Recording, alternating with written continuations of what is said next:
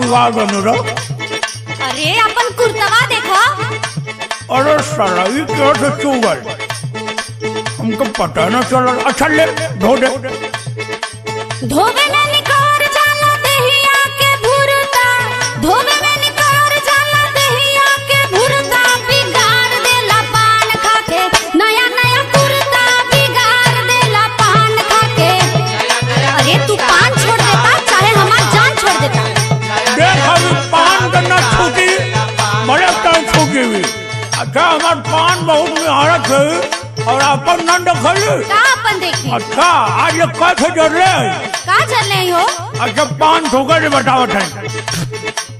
ढेर जनी बोला गरम होत बा खोपड़िया, ढेर जनी बोला गरम होत बा खोपड़िया, पियई में बीड़ी जारी देलू, महंग महंग सड़िया, पियई में बीड़ी जारी देलू।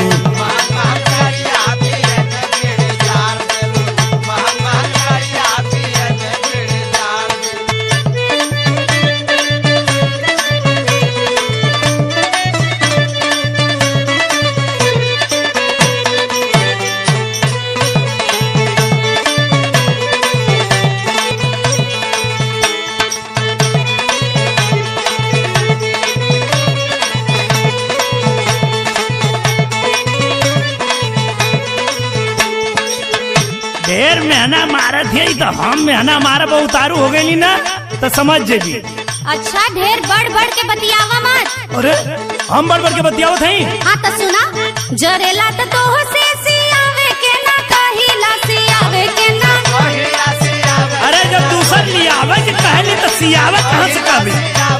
हाँ कितना लियावेला सबके पता, आन के भरोसे नहीं तोहरा नियन रहिला। अरे तू अपने के आन समझत है, हम तो क्या अपन जान मानीला। अरे तू का मानेला हमरा के पता बा, तोहसे कबो कुछ कहले रहती तो तोहर सुनती। जरेला तो तोह से सियावे के ना, कहिला आन के भरोसे नहीं तोहरा नियन रहिला। एक बेरी धोवे में तू खुद हुची गुरता, एक बेरी धोवे में तू खुद हुची गुरता, बिगाड़ देला पान खाके नया नया कुर्ता, बिगाड़ देला पान खाके। अब अगर कुर्ता खुदा धोवे के पड़ा तो बिया अकेले कौन फायदा रे? अच्छा कुर्ता धोवे खातिर बिया कैले हो का? नहीं अब बताई। अरे तब आईबू लगवा तब न पता चली। हवा तोहार क्रिया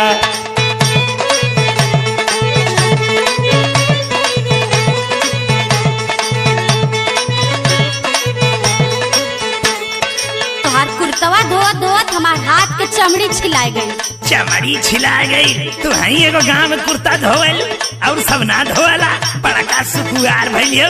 हाँ तो कपड़ा धोवे खातिर ना आई नहीं तोहार। कपड़ा धोवे ना आइलू तो जहाज उड़ाइबू। सब धोवे कपड़ा अकेले तू ही रोवेलू, अकेले तू ही। तोहरे माटिन सब पान थूक के ना लियावेला रोज कपड़ा।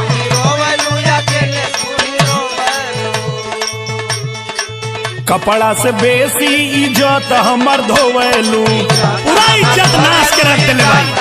हाँ तू कितना बड़का इज्जतदार हुआ मालूम हमको। अब तो के ना लगे था कि ढेर बोलत है इतना हैं? सब धोवे कपड़ा अकेले तू ही रोवेलू, कपड़ा से बेसी इज्जत हमर धोवेलू।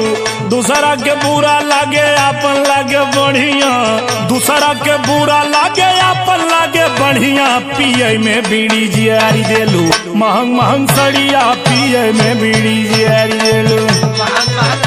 अरे कहाँ जाते हो? अच्छा चला जाएगा, नाराज मत होकर, हम धो दे कुर्ता।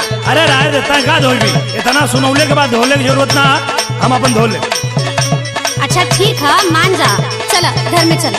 हमार खोपड़ी गर्म हो गए हट यहाँ से। अच्छा ठीक बा, तोहार खोपड़ी कैसे ठंडा हुई हमके मालूम है ना, चला आवा।